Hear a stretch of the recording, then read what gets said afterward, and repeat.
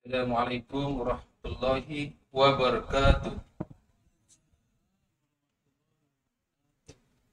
Alhamdulillahirabbil alamin wassalatu wassalamu ala asrofil anbiya'i wal mursalin nabiyina wa habibina Muhammad wa ala alihi washabihi ajmain wa man tabi'ahu bihsanin illa yaumiddin, amma ba'du.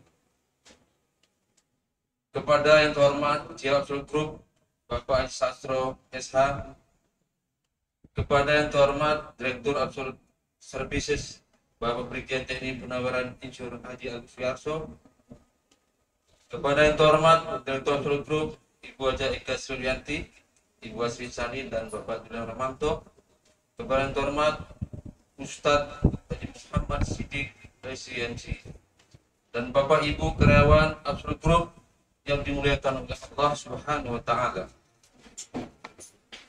Sebagai umat Muslim, marilah kita panjatkan syukur kepada Allah Subhanahu wa Ta'ala yang memberikan limpahan rahmat dan hidayahnya, sehingga pada sore hari ini kita diizinkan untuk berkumpul dalam acara pengajian tanpa adanya halangan. Semoga dapat menambah ilmu dan wawasan kita sebagai bekal kehidupan di dunia dan juga di akhirat nanti. Shalawat dan salam semoga tercurahkan kepada Nabi Muhammad SAW beserta keluarga, sahabatnya, dan kepada kita semua sebagai umatnya. Hadirin yang saya hormati, saya selaku membawa acara izinkan untuk membacakan acara pada pengajian sore hari ini sebagai berikut.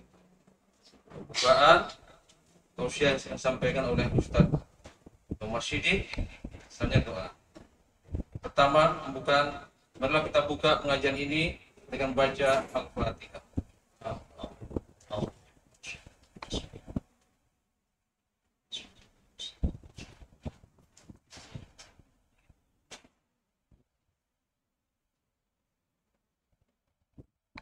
Kita berlanjut ke acara inti, yaitu yang kedua, yaitu tausiah.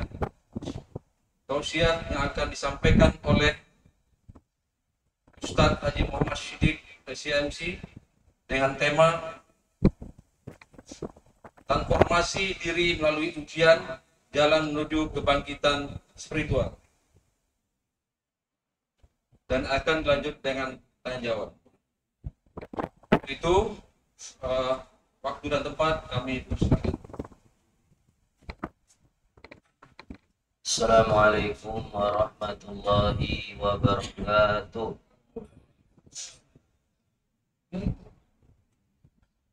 Bismillahirrahmanirrahim. Alhamdulillahi rabbil alamin. Wassalatu wassalamu ala ashrafil anbiya'i wal mursalin, Sayyidina wa Nabiyyina wa Maulana Muhammadin sallallahu alaihi wasallam wa ala alihi wa sahbihi ajma'in. Rabbi shrah li sadri wa yassir li amri wahlul 'uqdatam min lisani yafqahu qawli, amma ba'd. Yang saya hormati Bapak Haji Sastro SH selaku CEO Absolute Group, yang saya hormati jajaran direksi Absolute Group, juga karyawan, karyawati baik yang offline maupun online dimanapun berada, semoga senantiasa semuanya dalam lindungan Allah Subhanahu wa Ta'ala. Amin ya rabbal alamin. Pertama-tama dan selalu kita ucapkan mengawali acara dengan memanjatkan puji syukur kepada Allah Azza wa Jalla. Salawat dan salam juga kepada baginda Nabi Muhammad sallallahu alaihi wasallam, yang dengan ajaran baginda Nabi kita bisa ibadah kepada Allah dengan baik dan benar. Jamaah yang dimuliakan Allah, Ulama mengatakan ad-dunya darul imtihan, yang artinya bahwa dunia ini adalah tempat ujian. Jadi selama kita ada di alam dunia, berarti selama itu pula kita berada dalam ujian.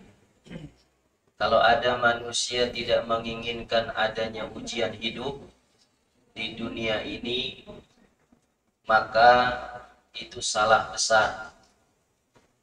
Kalau tidak ada ingin ujian ada dalam hidupnya, maka harus hilang dari dunia. Selama masih ada di alam dunia, maka di situ akan ada selalu ujian pada dirinya. Bahkan hadis Nabi Muhammad sallallahu alaihi wasallam, Nabi bersabda, "Inna idhamal jaza ma'a idhamal bala." Yang artinya sesungguhnya besarnya pahala yang Allah berikan kepada seorang hamba itu tergantung seberapa besar ujian yang Allah berikan kepada hamba tersebut. Kalau ujiannya kecil, pahalanya juga kecil. Kalau ujiannya menengah, pahalanya juga menengah. Kalau ujiannya besar, maka pahalanya pun akan besar. Oleh karena itu, lanjutan hadisnya, "Idza ahabba qauman ibtala." Kata Nabi Muhammad, apabila Allah mencintai satu kaum atau seseorang, ibtalahum, maka Allah akan menguji orang tersebut. Jadi kalau kita diuji Allah, jangan mengeluh. Diuji oleh Allah, jangan mengeluh. Jangan tidak menerima, jangan ngomel, ngedumel dan sebagainya. Ya Allah, kenapa sih aku diuji terus? Bahkan ada bahasa ekstrim, ya Allah, kau berikan ujian kepadaku, ujian yang paling memberatkan diriku. Itu tidak boleh. Kenapa? Idza ahabba qauman ibtala. Kata Nabi, kalau Allah udah cinta sama orang, maka Allah uji orang tersebut. Berarti kalau orang dikasih ujian, tanda Allah cinta sama orang tersebut. Kalau paham hadis ini, maka senang. Allah menguji kita, berarti Allah lagi sayang sama kita. Yang bahaya kalau nggak ada ujian, ini berarti sudah tidak dipedulikan Allah. Kalau sudah tidak dipedulikan Allah, ini yang bahaya. Kita saja udah nggak dipedulikan atasan, kira-kira enak apa tidak? Apalagi tidak dipedulikan rajanya, maharaja. Tidak dipedulikan Allah, ini bahaya. Maka kalau kita masih menerima ujian, itu tandanya Allah sayang dengan kita. Lanjutnya lagi hadisnya, wa idza radiya falan. Apabila seseorang itu ridho, ikhlas menerima ujian dari Allah, falahur ridho, maka akan mendapatkan keriduan dari Allah Subhanahu wa ta'ala. Misalnya kita diberikan ujian sakit atau ujian apa saja. Kadang-kadang keinginan kita berbeda dengan kenyataan yang ada. Betul tidak? Malam minggu saya mau jalan sama si dia. Udah rapi, pada isya udah siap-siap, ternyata hujan. Banjir lagi. Gak bisa jalan. Berapa banyak orang mengeluh karena keadaan cuaca tersebut. Antara keinginan manusia dengan kenyataan takdir dari Allah kadang berbeda. Banyak manusia mengeluh tanpa disadari. Ada juga orang yang ketika merencanakan suatu masalah, satu planning A, tapi yang terjadi kenyataannya B, banyak orang menyesal. Saya udah tender ratusan miliar, dia nggak datang, sialan. Bahasa-bahasa yang tidak bagus keluar, ya. Ternyata Allah lebih menyayangkan dia tidak terjadi. Kadangkala menurut manusia bagus belum tentu menurut Allah bagus. Menurut manusia jelek belum tentu jelek menurut Allah Subhanahu wa ta'ala. Ini konsep dalam kehidupan menerima ujian. Wa idza sakhita fala khusr. Kata Nabi, apabila orang dikasih ujian dari Allah tapi dia tidak menerima ujian itu, dia mengeluh, dia ngedumel, seakan-akan gak ridho, gak ikhlas dikasih ujian tersebut, maka Allah murka kepada orang tersebut.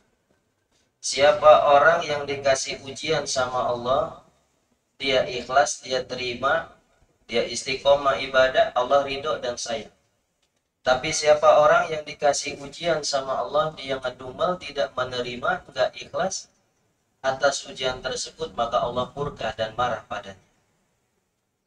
Maka apapun itu, apapun yang terjadi di alam dunia, khususnya pada diri kita, hendaklah terima dengan ikhlas. Misalnya kita lagi berhubungan tiba-tiba putus, mungkin bisa jadi itu lebih baik daripada lanjut. Betul apa betul? Betul kata yang ngalamin. Iya. Ya ampun, saya harusnya jadi sama dia, kalau sama dia bakal begini. Menurut dia, tapi Allah lebih tahu. Ternyata tidak jadinya lebih bagus. Atau kita bermitra dengan satu perusahaan atau seseorang, menurut kita bagus, ternyata tidak jadi. Bisa jadi tidak jadinya itu lebih baik daripada jadi. Inilah yang dinamakan keriduan terhadap takdir dari Allah Subhanahu wa ta'ala. Dikasih sakit jangan mengeluh. Ya ampun, dikasih sakit. Kenapa saya dikasih sakit terus-terusan gak sembuh-sembuh, gak boleh? Kenapa? Karena bisa jadi orang dikasih sakit itu teguran dari Allah yang pertama. Mungkin bisa jadi ketika sehat dia tidak bersyukur kepada Allah atas nikmat sehatnya. Maka kata ulama, kalau kamu tahu nikmat sehat, carilah dengan cara kau sedang sakit. Bayangin, kalau lagi sakit kan, ya Allah enak banget tuh yang sehat. Betul kan? Itu bisa terasa kalau lagi sakit. Bisa ngerasakan nikmat sehat kalau sedang sakit. Bisa merasa nikmat muda ketika sudah tua. Ya Allah enak banget ya orang masih muda tuh. Tenaganya masih kuat, pikirannya masih bagus, apa-apanya masih the best. Saya sudah tua, jalan aja udah susah, ya, pandangan udah kabur dan sebagainya. Nikmat muda akan diketahui begitu biasanya kalau dia sudah tua, baru bisa tahu nikmat muda. Nikmat hidup akan diketahui luar biasa kalau sudah meninggal. Berapa banyak orang yang sudah meninggal itu pengen balik lagi ke alam dunia. Rabbirji'uni an a'mala shalihan tarda. Kata orang-orang di alam kubur, ya Allah balikan saya ke alam dunia. Ya Allah, hamba ingin diberikan dispensasi, kembalikan hamba sekejap saja. Minta sebentar saja ke alam dunia agar mereka bisa beribadah dengan apa yang Allah ridhoi. Itu yang masih hidup malah santai-santai saja. Yang masih hidup malah maksiat, malah tidak ibadah. Maka dari itu, ayo sama-sama kita memahami bahwa hidup di alam dunia ini semuanya adalah ujian. Kita punya pasangan yang sudah suami istri, suami kita begini, itu ujian. Istri kita begonoh, itu ujian. Maka semuanya kalau kita maknai semua ujian, maka semuanya pasti kita akan ikhlas, kita akan terima, dan tentunya mengarahkan semua ujian dalam ibadah, dan keriduan Allah Subhanahu wa taala. Contoh bahwa ujian itu tidak harus sakit atau musibah. Kenikmatan yang Allah berikan itu juga ujian. Contoh, orang dikasih ketampanan, paras rupa, ganteng. Itu juga ujian. Karena berapa banyak orang punya paras cantik, paras rupa yang ganteng, dia sombong dengan ketampanan kecantikannya. Maka ketika dia sombong, Allah murka pada orang yang diberikan ujian paras rupa yang cantik atau ganteng. Ketika Allah berikan kenikmatan harta, hartanya melimpah, tapi justru dengan banyak harta jauh daripada Allah, justru ujiannya hartanya menjauhkan kepada Allah, Allah menjadi murka. Tapi kalau banyak harta digunakan untuk di jalan Allah, maka Allah cinta kepada orang tersebut. Ustadz, boleh nggak kita minta kaya sama Allah? Wajib, bukan boleh lagi.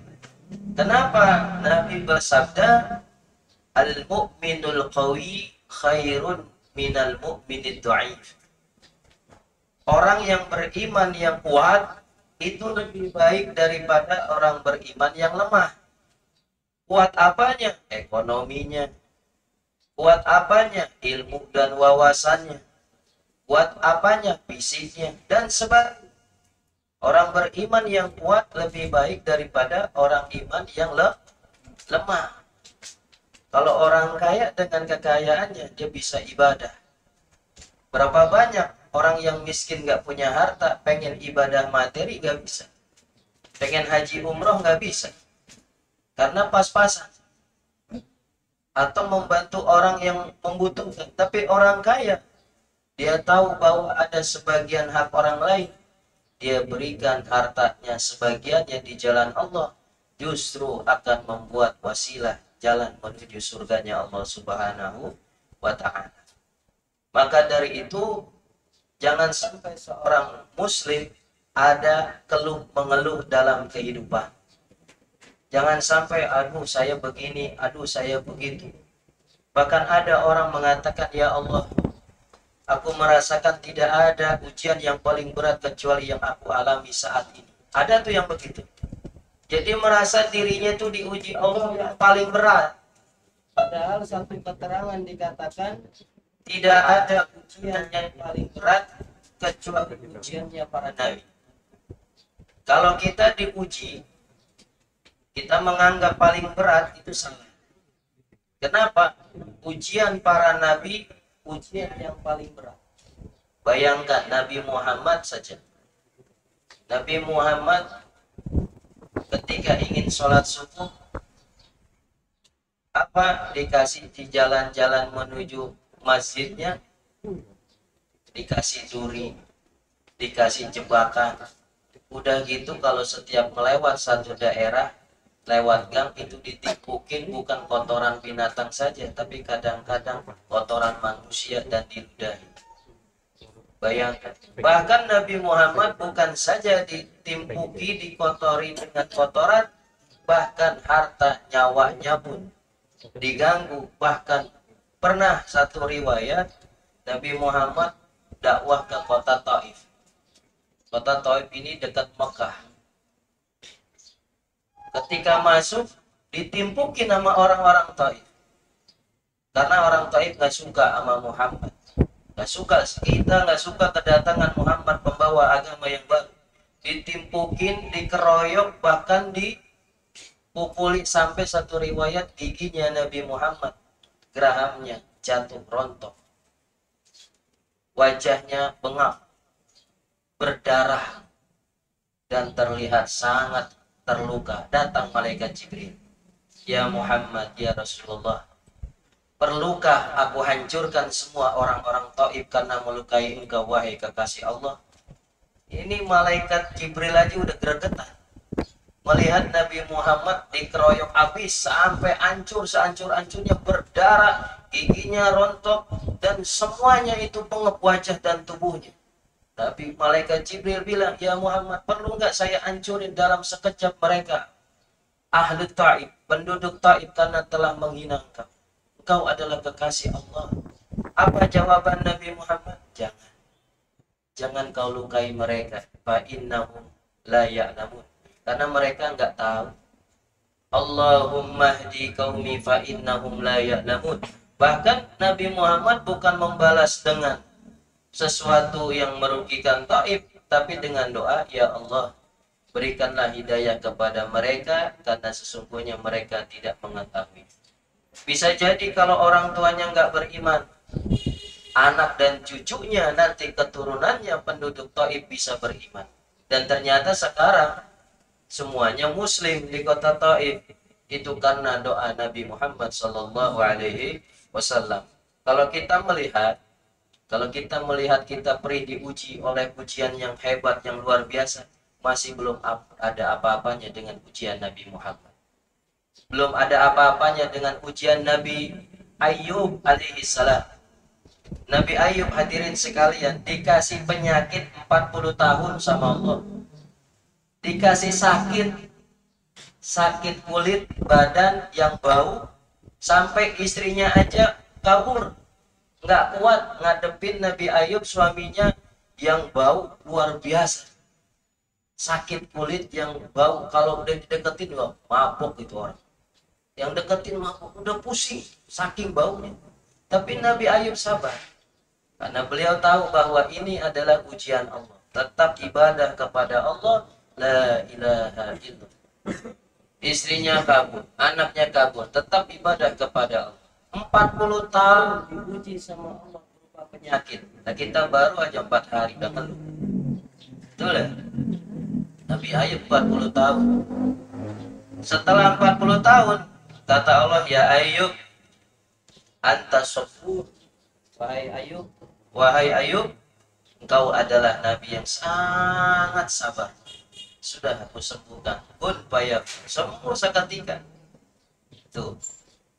Jadi kalau kita mengeluh dengan penyakit, mengeluh dengan keadaan yang miskin dan sebagainya, kekurangan harta, kekurangan ini dan itu, musibah bertubi-tubi, jangan mengeluh kepada Allah. Kenapa? Karena di setiap peristiwa pasti ada hikmahnya. Inna likulli syai'in hikmah. Sesungguhnya di setiap kejadian pasti ada hikmahnya. Jadi tadi hadis yang saya bawakan semoga menjadi pegangan. Inna idhamal jaza ma'a idhamal bala. Sesungguhnya ganjaran pahala yang Allah berikan sesuai dengan kadar seberapa berat ujian yang Allah berikan. Semakin besar ujian, maka semakin besar pahala yang akan didapat. Idza ahabba qauman ibtalahum, kalau Allah cinta kepada satu kaum, Allah uji mereka.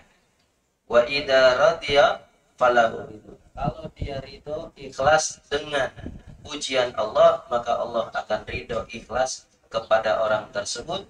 Wa idza sakhita Allah. Tapi apabila orang yang diberi ujian Allah itu mengeluh atas ujian Allah, maka Allah murka. Allah nggak suka sama manusia yang model seperti itu. Oleh karena itu, apapun ujian yang kita hadapi, janganlah mudah mengeluh, tetaplah sabar, istiqomah, dan tetap dalam ibadah kepada Allah Subhanahu wa Ta'ala. Di zaman Rasulullah juga udah terjadi namanya Sa'labah. Ini Sa'labah orang miskin. Sa'labah orang miskin, saking miskinnya pakaian itu cuma satu buat dia dan istrinya. Bayangin. Kalau sekarang ada yang begitu, mustahil. Pasti punya pakaian. Semiskin-miskinnya. Ini Sa'labah, saking miskinnya dia punya baju buat sholat cuma satu, dibagi sama istrinya. Jadi setiap sholat nih Sa'labah ya selalu berjamaah dengan Rasulullah. Dan Rasul tahu nih Sa'labah rajin sekali kalau sholat. Tiba-tiba Rasulullah SAW setelah sholat, Sa'labah pergi aja. Ini kemana Sa'labah terus pergi? Datang, kenapa? Kalau setiap sholat langsung pergi, nggak zikiran dulu. Kenapa? Apa yang dikatakan?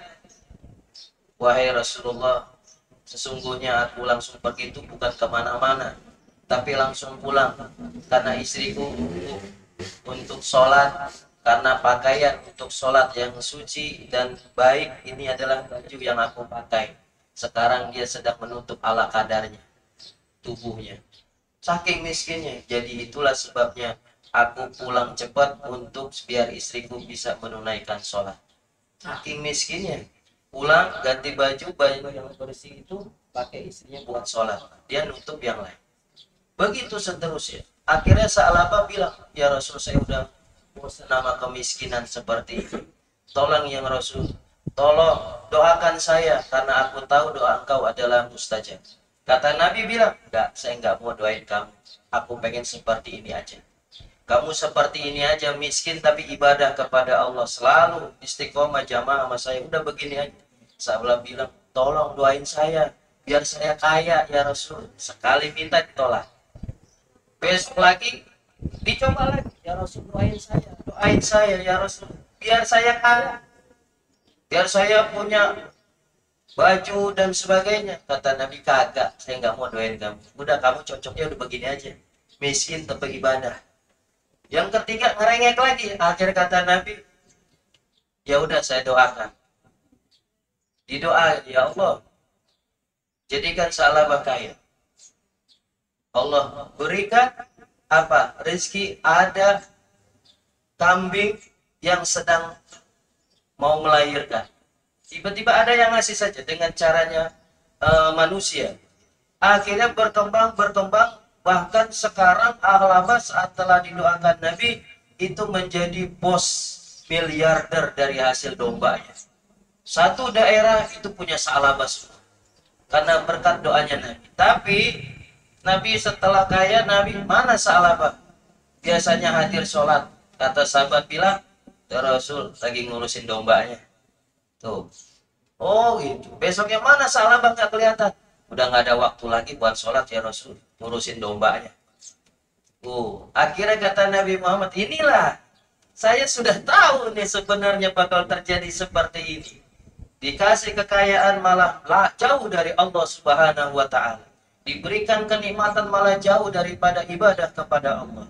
Makanya hadirin sekalian, kalau kita memang ada perubahan dari miskin ke kaya atau negatif ke positif atau bawah ke atas, boleh, bagus, tapi jangan sampai merubah dalam ibadah kepada Allah Subhanahu wa Ta'ala. Ini kisah di zaman Nabi. Berapa banyak orang nggak kuat ketika miskin menjadi kaya, di kekayaan dia lupa kepada Allah Subhanahu wa Ta'ala. Jadi kalau makin kaya, makin dekat dengan Allah, bagus. Ini luar biasa. Seorang muslim harusnya seperti itu. Tapi kalau seperti model Sa'labah, waduh, kita dikasih misalnya uang miliaran. Kira-kira ke masjid apa ke diskotik? Uang panas ini. Ke masjid. Mendingan ke, ini syaitan nih luar biasa. Orang kalau punya uang pikirannya banyak masalahnya. Kalau nggak kuat iman. Tapi kalau kuat iman tetap ibadah. Tapi yang nggak kuat iman punya uang 10 miliar atau 1 T. Pasti pikirannya ya wallahu alam. Jadi Allah Maha tahu. Jangan sampai kita diberi ujian. Ujian ini jangan diartikan musibah, kena sakit, kebakaran, kehilangan. Tidak. Nikmat yang Allah berikan, dari nikmat pangkat, paras yang cantik, atau kenikmatan apapun yang tampak seperti kita itu kenikmatan, itu bisa jadi ini ujian dari Allah. Kalau kita nggak bisa bawanya, maka bisa jadi malapetaka buat kita. Tapi kalau kita bisa membawanya menuju jalannya Allah, ini maka luar biasa. Oleh karenanya, mari kita sikapi apapun yang kita alami saat ini dalam segala hal bentuk kehidupan kita, ini semuanya adalah ujian dari Allah Subhanahu wa Ta'ala. Yang miskin, yang kaya, yang cakep, yang jelek, yang putih, yang hitam, yang jomblo, yang udah nikah, atau yang ya itu dia, semuanya adalah ujian dari Allah Subhanahu wa ta'ala. Jangan membuat pesimis, jangan menjadi ahli maksiat jauh dari Allah, tapi apapun itu semua lakukanlah dalam ketaatan kepada Allah Subhanahu wa taala. Terimalah ujian ketentuan dari Allah dengan sebaik-baiknya. Tentunya semuanya gunakan dalam ibadah kepada Allah Subhanahu wa taala. Inna idzamal jaza ma'a idzamal bala. Sesungguhnya besarnya pahala yang Allah berikan itu disesuaikan dengan kadar besar kecilnya ujian. Jadi semakin besar ujian, semakin besar pahala yang kita dapat. Dan kata Allah, apakah kalian tahu orang yang masuk surga itu pasti kami uji. Tidak ada orang yang masuk surga tanpa ujian. Maka kita kalau mau masuk surga ya harus senang dengan ujian dari Allah. Ujian di alam dunia ini bagaimana menentukan apakah kita lulus untuk masuk ke dalam surganya Allah atau tidak, bahkan sebaliknya masuk ke nerakanya Allah Subhanahu wa taala. Maka sebagai yang terakhir, Al-Fakir berpesan, apapun yang Allah berikan kepada kita di alam dunia itu adalah ujian dari Allah Subhanahu wa taala. Bentuknya duniawi, tapi gunakanlah semuanya dalam keadaan apapun dalam ibadah kepada Allah Subhanahu wa taala, dan teruslah bersyukur, bersyukur dan bersyukur. Sekecil apapun nikmat Allah, jangan tidak bersyukur. Maka kata Nabi Muhammad, man lam yaskuril qalil lam yaskuril katsir. Siapa orang yang tidak mensyukuri nikmat Allah yang kecil, niscaya dia pun pasti tidak bisa mensyukuri nikmat Allah yang besar. Mau bagaimana mensyukuri nikmat Allah yang besar kalau yang kecil saja tidak disyukuri? Makanya sekecil apapun nikmat Allah, syukurilah. Maka jawabannya, la in syakartum la azidannakum wa la in kafartum inna adabi lasyadid. Kalau kalian bersyukur atas nikmatku, pasti aku akan tambahkan nikmatku. Tapi kalau kalian tidak bersyukur atas nikmatku, sesungguhnya siksaku amatlah pedih. Ini kata Allah Subhanahu wa taala dalam Al-Qur'an. Maka ujian apapun, seberat apapun, janganlah mengeluh.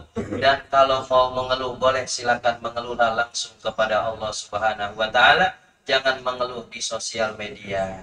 Jangan mengeluh di status WA. Jangan mengeluh di TikTok, jangan mengeluh di IG. Ya, salah kalau di situ malah tambah banyak itu yang netizen yang jawabannya pedas-pedas dan sebagainya. Ya, boleh mengeluh, kita punya masalah, tapi mengeluhlah kepada Allah Subhanahu wa taala,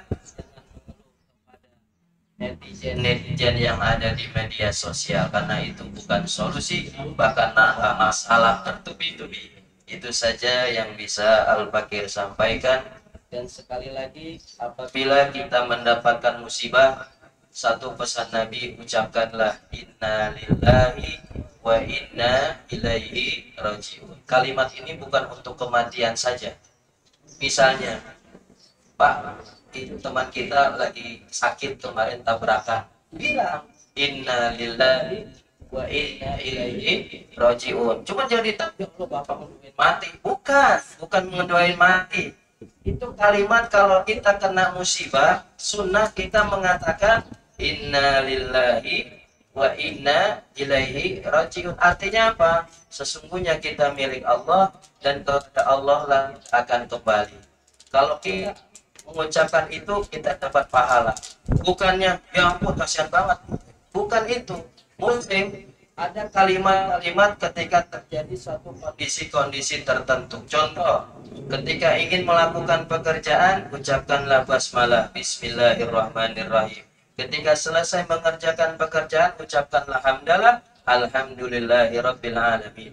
Ketika kita ingin melakukan satu pekerjaan yang terasa berat, ada tugas yang harus kita kerjakan tapi berat. Apa doanya? La haula wala quwwata illa billahil aliyyil azim. Maka yang berat itu dimudahkan Allah Subhanahu wa taala. Kalau kita melihat pemandangan ciptaan Allah, maka ucapkanlah masya Allah. Kalau kita melihat musibah, ucapkanlah inna lillahi wa inna ilaihi rajiun. Jadi bukan untuk kematian saja. Musibah-musibah yang tertimpa kepada kita, ucapkanlah inna lillahi wa inna ilaihi rajiun. Kalau ini diucapkan, bisa jadi musibah itu akan diganti oleh Allah Subhanahu wa taala dengan kenikmatan-kenikmatan setelahnya. Bahkan kalau mau ditambahkan dengan doa Allahumma ya Allah, Allahumma ajirni fi musibati wa khairan minha. Ya Allah, berikanlah ganjaran kepadaku atas musibah yang aku alami dan gantilah dengan yang lebih baik dari sebelumnya. Ini adalah doa juga. Allahumma ajirni fi musibati wa akhlifni khairan minha. Ini saya selalu kalau ada musibah baca ini. Inna lillahi wa inna ilaihi rajiun. Allahumma ajirni fi musibati wa akhlifni khairan minha. Ya Allah, kami adalah milik Engkau dan kami akan kembali kepada Engkau dan berilah ganjaran pahala daripada yang kami alami dan gantilah dengan yang lebih baik daripada sebelumnya. Insya Allah dengan doa itu yang diajarkan Nabi Muhammad, kita semua akan mendapatkan keberkahan dari Allah Subhanahu wa taala. Dan apapun ujian-ujian dari Allah, selama hidup pasti ada ujian, berserah kepada Allah, tapi istiqomah dalam ibadah kepada Allah Subhanahu wa taala. Itu saja yang bisa Al-Fakir sampaikan, kurang lebihnya mohon maaf. Wassalamualaikum warahmatullahi wabarakatuh. Waalaikumsalam.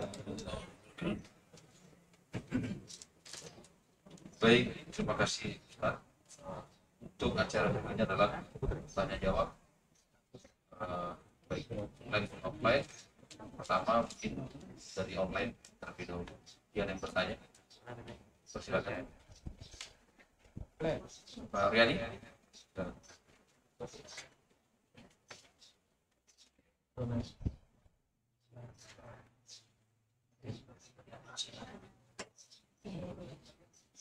Bismillahirrahmanirrahim. Assalamualaikum warahmatullahi wabarakatuh. Waalaikumsalam warahmatullahi wabarakatuh. Berarti Ustaz, mungkin kami mohon penjelasan terkait musibah, perbedaan musibah dengan laknatullah. Itu Ustaz. Assalamualaikum warahmatullahi wabarakatuh. Waalaikumsalam warahmatullahi wabarakatuh.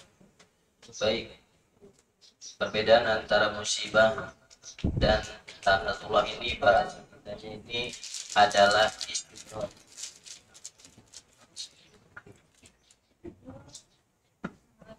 Jadi perbedaannya ada istilahnya musibah, ada istilah istidraj. Kalau musibah itu adalah Allah berikan ujian yang ke arah negatif, sebenarnya tidak negatif, semua ujian adalah positif. Tapi seakan-akan menurut duniawi itu negatif.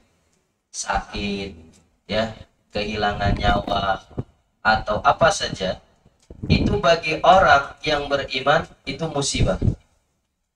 Tapi bagi orang yang tidak beriman itu istidraj.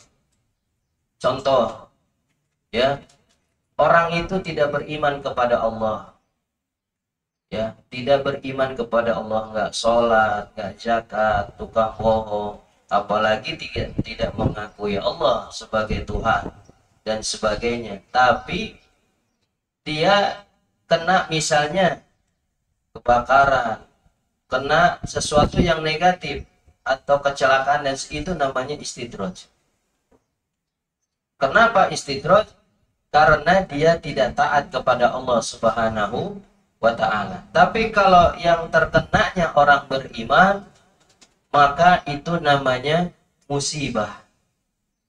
Sesuatu yang tidak baik menurut pola pikir manusia, tapi menurut Allah pasti baik. Tapi menurut manusia tidak baik, dan itu terjadi pada orang beriman, itu namanya musibah. Dan musibah tetap positif, ya, karena lagi-lagi itu ujian. Makanya orang beriman ini, kata Nabi Muhammad, ajaban li amril mu'min, sungguh hebat keadaan orang beriman. Apa? Idza atau Allahun ni'mah syakarahu. Orang beriman tuh kalau dikasih nikmat sama Allah, dia bersyukur. tapi Allah memberikan ujian, orang beriman malah bersabar. Jadi kuncinya orang beriman itu ketika di atas dia bersyukur, ketika di bawah dia bersabar. Nggak ada celah lagi orang beriman begitu aja. Ketika di atas, alhamdulillah dapat nikmat ini, alhamdulillah bersyukur.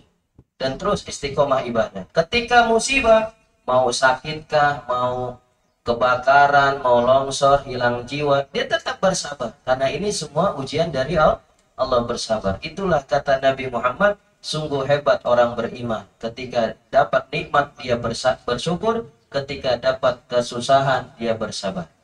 Nah, ketika tadi dikatakan kalau kita kena musibah, kalau orang yang beriman, itu adalah musibah yang kalau dia bersabar, maka dapat pahala dari musibah tersebut.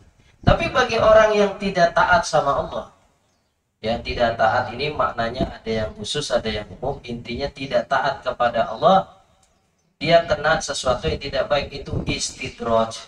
Arti istidraj itu Allah benci sama orang tersebut. Walaupun kadang-kadang istidraj itu bukan musibah saja, tapi kenikmatan. Makanya ada orang begini, nanya ke saya, Ustaz, kok ada orang ibadah tapi nggak kaya-kaya? Tapi no, si Ahong atau si hanya hancur. Orang itu nggak pernah sholat, nggak pernah ibadah, tapi kaya terus. Nah, perbandingannya dunia. Kenapa orang yang taat tapi apa? Secara duniawi tidak sukses. Tapi ibadah. Tapi orang yang nggak ibadah kepada Allah tapi sukses duniawi. Maka jawabannya, orang yang ibadah itu tujuannya bukan sukses dunia, tapi sukses akhirat. Berapa banyak ustadz, kiai, ulama yang kaya? Ada. Ibadahnya bagus. Ada juga seorang yang beriman, ya, takwa kepada Allah, tahajud jalan terus, duha jalan terus, sedekah jalan terus, tapi miskin-miskin aja. Ya memang Allah takdirkan seperti itu. Dan ada orang yang nggak sedekah, nggak sholat, bahkan mengkafir-kafirkan atau tidak baik dalam agama, tapi kayaknya terus. Itu namanya istidraj. Jangan kita terpengaruh sehingga saya mau ikut dia aja, dia nggak sholat aja kaya, saya mau ikuti cara dia. Itu nggak boleh. Ini imannya goyah. Mau kaya dan miskin, mau sukses atau gagal duniawi, tapi kita harus sukses ukhrawi, yaitu ibadah kepada Allah Subhanahu wa Ta'ala. Duniawi itu sudah Allah tentukan, tapi yang harus kita cari adalah kebahagiaan di akhirat, yaitu teruslah kita ibadah kepada Allah walaupun keadaan kita seperti apapun. Itu tidak mempengaruhi, karena itu semua duniawi, tapi semuanya hendaklah selalu dalam ibadah kepada Allah Subhanahu wa Ta'ala. Jadi kembali lagi pertanyaannya, beda musibah dengan laknatullah. Laknatullah ini masuk ke istidraj saja. Jadi kalau musibah itu orang beriman. Tapi kalau orang yang, contoh, pernah kejadian di satu daerah di pesisir pantai ya, dia merayakan kemaksiatan, kena musibah itu. Itu bukan musibah, istidraj. Karena mereka orang-orang yang tidak beriman kepada Allah, melakukan kemaksiatan, akhirnya Allah mengirimkan satu masalah yang besar, banjir bandang, dan akhirnya kehilangan jiwa yang banyak. Itu bukan musibah, tapi apa? Istidraj, karena bukan orang beriman. Tapi kalau kita lihat ada suatu kejadian, ya, malapetaka, tapi orang beriman, nah itu musibah. Dan musibahnya tentunya mendapatkan pahala dari Allah karena kenanya kepada orang yang beriman. Ya, itu perbedaannya. Terima kasih. Terima kasih Ustaz atas jawaban. Selanjutnya mungkin ada pertanyaan lagi, satu pertanyaan lagi. Masih.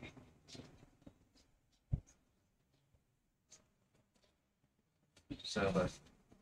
Baik, Assalamualaikum warahmatullahi wabarakatuh. Tadi Ustaz sampaikan ada ujian, tadi ada musibah yang ujungnya kita diminta untuk sabar dan akhirnya ikhlas gitu. Pertanyaannya dari saya, bagaimana Ustaz, parameter ukuran kita mengukur kalau kita atau manusia itu yang diberikan ujian cobaan itu ikhlas terima? Karena ikhlas sih gak dikasih gitu, tapi besok kita juga awas tuh ya. Nah, gimana Ustaz parameter ikhlas tuh? Yang pertama. Yang kedua ada meme Ustaz.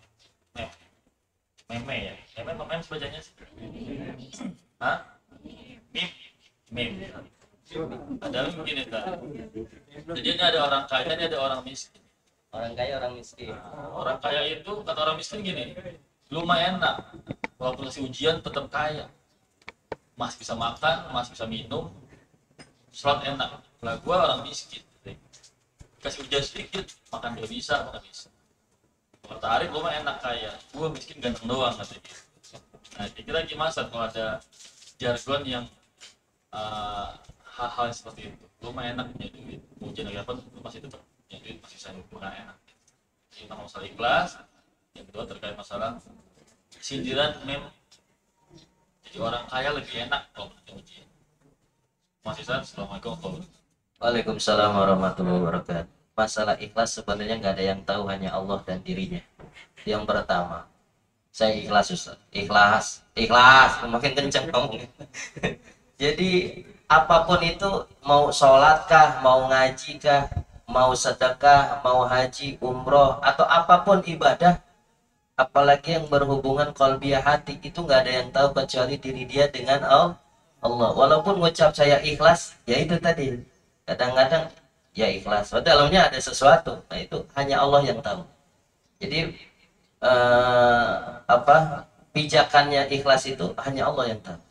Kalau secara dohir, ya kita melihatnya kalau dia mengatakan ikhlas, sudah husnudon saja ikhlas. Kita jangan menelusuri benar nih ikhlas, benar, tadi cek dulu, cek. Gak bisa kita mengecek orang ikhlas, gak bisa, hanya Allah yang tahu. Ya, itu yang pertama. Makanya caranya agar diri kita ini bukan ke orang lain, ke diri kita. Usahakan kita melatih diri bahwa apapun yang kita lakukan atau yang kita terima dari ketentuan Allah, kita pasrah aja. Pasrah itu bentuk dari keikhlasan seseorang. Ya sakit pasrah, tapi dalam arti pasrah di sini bukan udah sakit diem aja nggak ke dokter. Pasrah terima itu ketentuan dari Allah, tapi ada tentunya ikhtiar, usaha duniawi mencari wasilah perantara, yaitu ke dokter, ke medis. Non medis ya kita cari jalur yang non medis. Artinya ketika ketentuan Allah berikan kepada kita, harus kita terima dengan lapang dada. Yang tahu hanya kiri kita dengan Allah Subhanahu wa Ta'ala. Yang harus kita jalani adalah kita ini semuanya hamba Allah yang Allah atur, udah semuanya Allah atur. Jodoh kita udah diatur. Ya, bahkan sejak zaman ajali, kita belum lahir, itu udah diatur. Bahkan ini anak kita berapa, cucu kita berapa, terus bagaimana bla bla bla, itu udah diatur. Yang jomblo jodoh mah udah ada. Udah ada. Yang jomblo bingung, Ustaz saya nggak ada jodohnya. Nggak ada jodohnya, ada jodohnya. Cuman belum ketemu lagi, proses. Di zaman aja udah tercatat. Bahkan kita meninggal kapan, di mana, dalam keadaan seperti apa, itu udah ada. Sejak zaman ajal itu, penentuan segala sesuatu ciptaan Allah zaman ajali, dari awal penciptaan sampai hari kiamat itu udah ada lengkap.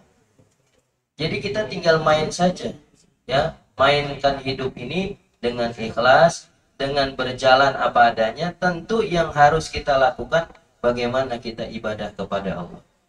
Mau kita dalam keadaan inikah, itukah, itu adalah kita serahkan kepada Allah. Tapi yang paling utama, inna sholati wa nusuki wa mahyaya wa mamati lillahi rabbil. Siapa yang mengedepankan Allah, siapa yang taat kepada Allah, Allah akan beri kemudahan kepada kita. Udah itu aja. Mau kita keadaan gimana, Misalkan, ya Allah, saya udah ibadah ini, udah bagus akhlaknya saya, pokoknya udah cakep dah ibadah, tapi kenapa kok masih seret aja rezeki, masih susah aja, masalah bertubi-tubi terus? Enggak boleh begitu, itu namanya mengeluh. Kenapa? Ada di dalam kitab, ya, ketika di zaman Nabi Musa itu ada malaikat Jibril, ada orang yang beriman doa nggak dikabul-kabul sama Allah, ada orang maksiat sekali doa dikabul sama Allah. Malaikat Jibril protes, ya Allah, kenapa orang beriman doa tapi tidak kau kabulkan, tapi ketika orang maksiat ya jauh ibadah berdoa kau kabulkan? Kenapa ya? Harusnya kan terbalik ya. Orang beriman doa dikabul, orang maksiat jangan dikabulin, jangan diijabah doa. Ini sebaliknya. Ketika ada orang beriman nggak dikabulin sama, biarin aja, nggak saya kabulkan doa. Ketika orang maksiat doa dikabulin langsung sama Allah, saya kasih. Malaikat Jibril nanya, ya Allah, kenapa begitu? Apa jawaban Allah? Aku senang dengan munajatnya orang beriman ketika doa dia mengingatku, dengan menangis air matanya, dengan mengingat dosa-dosanya kepada aku senang dan aku sedang bercinta dengan dia. Nggak mau aku kabulin dulu doa-doanya. Takutnya kalau dikabulkan kabur lagi dariku, katanya. Makanya positive thinking sama Allah. Kalau kita ada masalah nggak doa, kenapa saya udah doa nggak dikabul kok? Bisa jadi Allah lagi bercinta dengan kita dalam doa, dalam ibadah. Dan Allah nggak mau ngabulin doa kita, bukan tidak dikabulkan. Allah lagi sayang karena dia sedang bercinta dengan kita. Kita selalu doa sama Allah dalam tatapan tangisan. Kata malaikat, itu kenapa? Yang maksiat kenapa dikabulin? Kata Allah, gua enak, bahasa kita mah, gua enak sama dia. Datang-datang doa, ketemu saya kabulin aja, baru pergi sana. Saya malas ketemu dia. Tuh. Jadi apa? Ada rahasia. Ketika kita berdoa nggak dikabul, bukannya nggak dikabul, bisa jadi Allah lagi senang dengan kita. Pada saat kita berdoa, pada saat kita ingat sama Allah. Kadang manusia ingat sama Allah kalau lagi masalah, betul ya? Nah, Allah lagi senang, nggak mau ngabulkan dulu kecuali nanti ada waktunya. Jadi positive thinking. Kalau belum dikabulkan doa, ya bisa jadi Allah lagi cinta dengan kita pada saat kita munajat kepada Allah Subhanahu wa Ta'ala. Itulah, pertama itu ikhlas. Yang kedua, ya ada ucapan-ucapan ya, dialog perempuan, bukan perempuan, laki perempuan, atau kaya dan miskin. Ya begitulah, sindiran-sindiran. Lu mah enak kaya, bisa begini-begini, dan kita mah miskin ini. Kembali lagi, tadi dikatakan bahwa kemiskinan, kekayaan itu bukan barometer keimanan. Ya, orang yang kaya ketika kekayaannya digunakan untuk ibadah itu luar biasa. Orang yang miskin tetap ibadah itu luar biasa. Jadi barometernya bukan yang saya katakan duniawi, tapi ukhrawi. Orang kaya kalau seandainya ibadah itu bagus. Orang miskin seandainya dia tetap ibadah itu bagus. Orang kaya nggak ibadah ya jelek. Orang miskin nggak ibadah apalagi. Jadi kita mau dikasih Allah dalam kondisi apapun itu bukan urusan kita.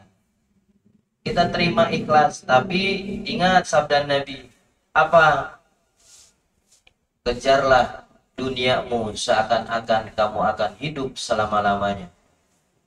Artinya apa? Ini motivasi Islam. Kata Nabi, kamu harus sukses di dunia. Seakan-akan kamu hidup selama-lamanya, tidak akan mati. Kamu harus sukses. Islam mengajarkan umatnya harus sukses dunia. Bukan malas-malasan, jangan jadi dalil, Ustaz, namanya dunia, saya mah ala kadarnya cukup buat makan aja. Salah tuh yang begitu. Harus sukses dunia. Kalau kita sukses dunia, ngapa-ngapain bisa. Terus kata Nabi Muhammad lanjutannya, juga kamu harus sukses akhirat, seakan-akan kamu akan mati besok pagi. Ini juga motivasi bahwa jangan kamu remehkan urusan akhirat, sholat misalnya. Jangan nanti-nanti. Gimana kalau memang besok mati? Orang kalau sudah dikabari mati, contohnya, si fulan besok pagi subuh jam 5 pagi kamu mati. Kira-kira malam ini bisa tenang apa enggak? nggak bakal tenang, nggak mau mikirin apa, makan udah nggak enak, tidur nggak nyenyak. Kenapa? Besok mau mati. Berarti apa? Jangan kau remehkan, kejar akhirat seakan-akan kau akan mati besok. Artinya setiap detik kita harus punya nilai ibadah kepada Allah Subhanahu wa Ta'ala. Jangan tenang, mati masih lama. Apalagi ada yang berpendapat nggak ada akhirat itu, kalau udah mati selesai. Itu ada tuh pola pikir liberal begitu. Nggak ada kehidupan akhirat, alam kubur nggak ada. Ada kehidupan ya ini dunia, ada yang model begitu. Nggak boleh. Kita harus kejar dunia, harus sukses. Kita bekerja harus profesional, harus sukses, harus bahagia di dunia. Tapi jangan sampai bahagia dunia saja, harus bahagia di akhirat. Bahkan kesuksesan dunia harus dijadikan jembatan menuju kesuksesan akhirat. Makanya kalau kita miskin, misalnya, ya, ini sensitif kalimat-kalimat itu. Walaupun kita seperti itu, jangan kita pesimis. Bisa jadi Allah mentakdirkan itu, tapi yang penting ibadah kepada Allah. Tapi kalau bisa kejar dunia seakan-akan kita harus hidup selama-lamanya. Jadi motivasi Islam itu ada keseimbangan antara sukses dunia dan akhirat. Islam tidak menginginkan sukses akhirat, dunia belangsak. Enggak. Islam menginginkan kita umatnya harus sukses dunia dan sukses akhirat. Makanya kalimatnya di dalam Al-Quran, Rabbana atina fid dunya hasanah wa fil akhirati hasanah. Itu dua keseimbangan Islam itu. Rabbana, ya Tuhan kami, atina, berikanlah kepada kami, fid dunya, di dunia ini, hasanah, kesuksesan, wa fil akhirati, dan di akhirat hasanah, kesuksesan. Jadi Islam mengajarkan kita minta sukses dunia dan akhirat. Jangan ada pola pikir Islam bahwa dunia mah nggak usah sukses-sukses, yang penting bisa makan minum. Salah. Kita harus sukses dunia dan harus sukses akhirat. Ujungnya waqina adzabannar, dan jauhkanlah kami ya Allah dari siksa api neraka. Ini namanya doa sapu jagat, doa sukses dunia dan akhirat. Makanya setiap doa apapun pasti ujung-ujungnya ada doa sapu jagat. Rabbana atina fid dunya hasanah wa fil akhirati hasanah wa qina adzabannar. Kesuksesan dunia ini bisa buat yang jomblo. Rabbana atina fid dunya hasanah. Ya Allah, berikanlah kepada kami kesuksesan dunia. Dalam hati selipin. Ini amalan dari kiai. Waduh, bocoran. Kalau kita jomblo ketika Rabbana atina fid dunya hasanah, pengen jodoh. Minta jodoh. Wa fil akhirati hasanah, masuk surga. Wa qina adzabannar. Jadi hasanah di kalimat itu ulama tafsir, istri soleha hasanah dunia, suami soleh hasanah dunia, anak-anak soleh hasanah dunia, dapat kerjaan yang mantap barokah hasanah dunia, dapat bisa ibadah untuk sholat puasa hasanah dunia, dapat rezeki halal hasanah dunia. Itu yang kita minta. Ulama tafsir memaknai hasanah dunia itu semua kebaikan di mata Allah dalam urusan duniawi itu di kalimat Rabbana atina fid dunya hasanah. Jadi kalau ada tujuan tertentu ketika nyebut Rabbana atina fid dunya hasanah, terbersit dalam hati apa yang kita inginkan dalam urusan dunia. Wa fil akhirati hasanah, dan di akhirat kita juga minta sama Allah semoga diberikan kebaikan, kesuksesan di akhirat. Ini yang paling penting juga, yaitu bahwa kesuksesan yang hakiki adalah kesuksesan di akhirat, yaitu masuk ke dalam surganya Allah Subhanahu wa Ta'ala, mendapatkan ridho dari Allah, memandang wajah Allah Subhanahu wa Ta'ala dan wajah Rasulullah Sallallahu Alaihi Wasallam, dan dijauhkan dari siksa api neraka. Itu kalau bisa baca terus Rabbana atina fid dunya hasanah wa fil akhirati hasanah wa qina adzabannar. Makanya kalau haji atau umroh, kalau lagi tawaf, itu dari rukun Yamani ke rukun Hajar Aswad, rukun yang terakhir ya dari kotak Ka'bah. Jadi ada kubus bentuk kotak Ka'bah, itu rukun yang ketiga, dan rukun yang keempat ke yang pertama, di mana ini Hajar Aswad, itu namanya rukun Yamani. Di situ Hajar Aswad. Ini doanya sepakat para ulama sangat menganjurkan baca doa sapu jagat. Rabbana atina fid dunya hasanah wa fil akhirati hasanah wa qina. Itu ada 70.000 malaikat mengaminkan orang yang doa di situ. Oh, makanya ya doa.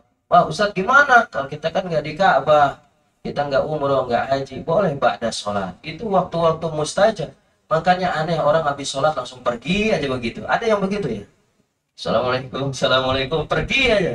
Padahal di situ waktu mustajab kita berdoa, apalagi dipimpin sama imam misalnya, Robbana atina fid dunya. Kita aminin sama aja kita berdoa karena imam mewakili semua jamaah makmum. Rabbana amin atina amin fid dunya hasanah amin amin amin. Jangan kita merasa bosan. Ya Ustadz itu lagi Robbana Robbana terus katanya. Jadi panggilnya Ustadz Robbana. Ntar doanya Robbana nih Ustadz ini pasti Robbana.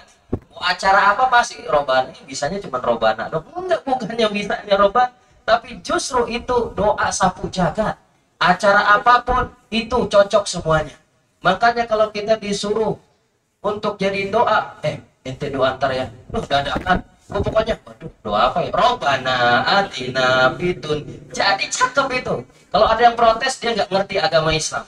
Ustadz kayaknya apa aja acara Robbana terus. Ente kagak tahu tafsirnya, ini ngaji sama Anis ini ngaji. Oh ternyata maknanya luas. Jadi buat orang yang disuruh doa nggak bisa doa yang lain, itu aja udah. Robbana atina fid dunya hasanah wa fil akhirati hasanah wa qina adzabannar. Dan sunnah Rasul kalau nggak doa 3 kali, ulang aja itu, ulang aja diulang-ulang terus dari awal. Robbana atina fid dunya hasanah, amin amin amin. Apalagi kalau punya hajat, selipkan di hasanah itu apa yang kita mau hajatkan, itu ada. Insya Allah kabul dengan berkah doa sapu jagat tersebut. Baik, terima kasih. Assalamualaikum warahmatullahi wabarakatuh.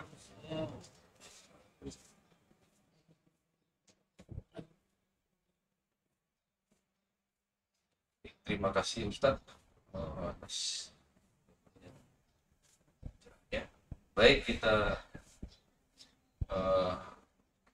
tanya jawab. Sebelum kita berdoa, saya sampaikan sebelumnya. Pertama, selama kita ada dalam dunia, maka di situ akan ada ujian dalam dunia. Yang mendapat ujian dari Allah itu artinya Allah sayang. Kalau ujiannya kecil, maka pahalanya kecil. Kalau ujiannya sedang, maka pahalanya sedang. Kalau ujiannya besar, maka pahalanya besar. Apabila yang mendapat ujian dari Allah ikhlas menerimanya, maka Allah akan ridho dan sayang. Apabila tidak ridho atau mengeluh atas ujian dari Allah, maka Allah akan murka. Ujian tidak selalu mendapat musibah, tapi ketika diberi nikmat, kenikmatan harta berlimpah, tapi malah jauh dari Allah, maka Allah akan murka. Tapi kalau diberi harta berlebih digunakan di jalan Allah, maka Allah akan sayang. Jangan mengeluh saat mendapat ujian atau cobaan dari Allah, karena Rasulullah lebih berat ujian dari kita hambanya. Rasulullah dilempari kotoran, diludahi, Rasulullah sabar menghadapinya, tidak pernah mengeluh, malah mendoakan orang tersebut yang menghina, melempari dan berbuat jahat kepada Rasulullah SAW.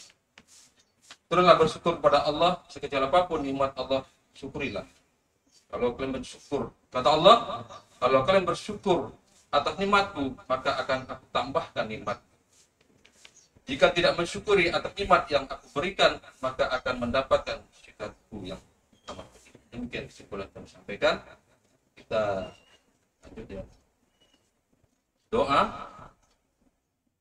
Akhir kata sampai di penghujung acara, yaitu berdoa bersama dan akan dipimpin langsung oleh Haji Muhammad Siddiq SMC. Sebelum kita berdoa bersama, saya selaku pembawa acara, jika terdapat salah kata ataupun sikap yang tidak berkenan di hati Bapak Ibu sekalian, saya mohon maaf yang sebesar-besarnya. Kepada Ustadz Haji Muhammad Siddiq SMC untuk memimpin doa bersama, kami persilakan. Baik Bapak Ibu sekalian, mari kita mengangkat kedua tangan kita khusyuk kepada Allah. Mudah-mudahan apa yang kita mohonkan, yang kita doa kepada Allah dikabul Allah Subhanahu wa taala. Astaghfirullahaladzim, astaghfirullahaladzim, astaghfirullahaladzim. Bismillahirrahmanirrahim. Alhamdulillahirabbil alamin. Allahumma faqihna fid din wa alhiqna bis salihin. Ya Allah, cerdaskanlah kami dalam ilmu agama kumpulkanlah kami bersama orang-orang yang saleh. Ya Allah, jadikanlah kami hamba-hamba-Mu yang beriman, jadikanlah kami hamba-hamba-Mu yang saleh, jadikanlah kami hamba-hamba-Mu yang bertaubat, jadikanlah kami hamba-hamba-Mu yang selalu mengingat Engkau, baik dalam keadaan diberikan kenikmatan maupun di dalam keadaan diberikan musibah. Ya Allah, jadikanlah kami hamba-hamba-Mu yang bahagia dunia dan akhirat. Ya Allah, mudahkanlah segala urusan kami, baik urusan dunia kami maupun urusan akhirat kami. Ya Allah, terimalah segala harapan kami, kabulkanlah segala doa-doa kami. Rabbana atina fid dunya hasanah wa fil akhirati hasanah wa qina adzabannar.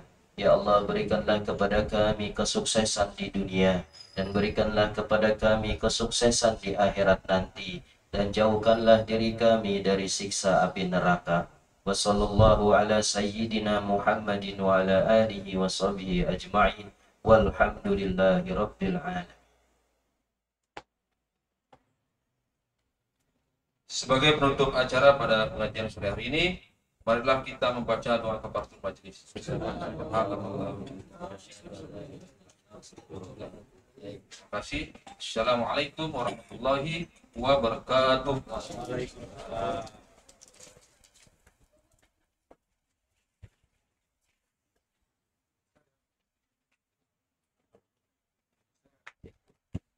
Siap. Iya.